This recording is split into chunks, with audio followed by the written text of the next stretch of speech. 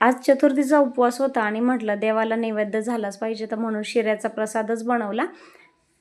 रवा भाजायला घेतलेला आहे, 1 चमचा तूप घातलं, 1 वाटी रवा घेतला, खरपूस रंगावर असून भाजून घेतला, परत तूप लागलं तर घातलं, चारोळी आणि विलायची घातली, त्यानंतर अर्धी वाटी साखर घालून गरम पाणी घालून शिरा बनवून घेतला। प्रसादाचा माझा शिरा तयार झाला। त्यानंतर इथे पूर्ण स्वयंपाकाच्या तयारीला मी लागले होते। 1 वाटी तांदूळ घेतले, आपल्याला 2 पाण्याने स्वच्छ धुवून घ्यायचे आहे, कारण त्याला बोरा पावडर हे मारलं जातं किडे वगैरे लागू नये म्हणून, त्यामुळे 2 पाण्याने तांदूळ धुवावेच लागतात।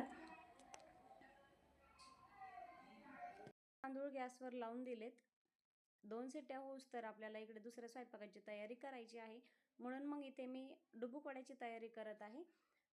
तेल घातलं, कढईमध्ये वाटलेला मसाला घातला, मसाल्यामध्ये सांगते काय काय घेतले, बोस भाजून घेतला, खोबरं भाजून घेतलं, चण्याची डाळ भाजून घेतली, त्यानंतर थोडीशी खसखस होती तेही भाजून घेतली।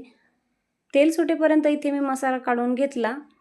तेल सुटलं मसाल्याला की छान भाजी होते, त्यामुळे मग तर्री पण छान येते भाजीला।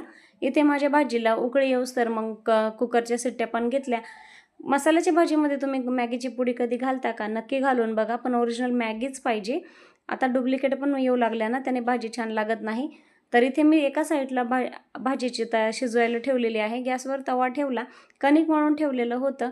म्हटलं आता लाईट जायच्या अगोदरच स्वयंपाकाची तयारी करून घ्यावी, कारण पावसांचा अंदाज आमच्याकडे अंदाज काय पाऊस चालूच होता, तर सारखी लाईट येत जाते, तर त्यामुळे मग म्हटलं पोळ्यांच्या तयारीला लागावं। इथे माझ्या पोळ्या करून घेणं चालू होत्या, तर एकीकडे भाजी पण शिजत होती आणि भातही झाला होता माझा। पटापट पोळ्या करून घेतल्या, त्यानंतर मग इथे मी परत भाजी माझी उकळली आहे, आमटीला उकळी चांगलीच आली आहे, कारण मला डुबुक वडा सोडायचा होता, त्यामुळे मग इथे माझ्या चपात्या होतच आल्यात। तर इथे मी आता लगेच बाप्पांच्या मोदकाची तयारी केली, कारण की मला तांदळाचे पिठाचे मोदक बनवायचे होते आणि तांदळाचं पीठ संपलेलं होतं, मग ऐन वेळेस आणायचं कुठून, म्हणून म्हटलं आता कणकेचेच मोदक बनवावे। साखर घालून कणकेचे मोदक बनवले, त्यानंतर डुबुक वड्यासाठी बेसन पीठ घेतलं, हळद जिरे घातले, थोडंसं चवीनुसार मीठ घातलं, पाणी घातलं, आपल्याला जसं लागतं तसं थोडंसं पातळ असं बनवून घेतलं। तर इतक्या स्पीडनं करावं लागलं ना लाईटीच्या धाकामुळे, आकार शेवटी माझं तसंच झालं, डुबुक वडेच सोडायला लागले आणि लाईटच गेली।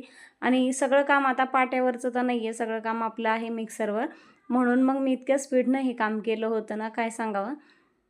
तर चला, माझा स्वयंपाक झालेला आहे। तुम्ही नैवेद्यासाठी काय बनवलं नक्की कमेंटमध्ये सांगा।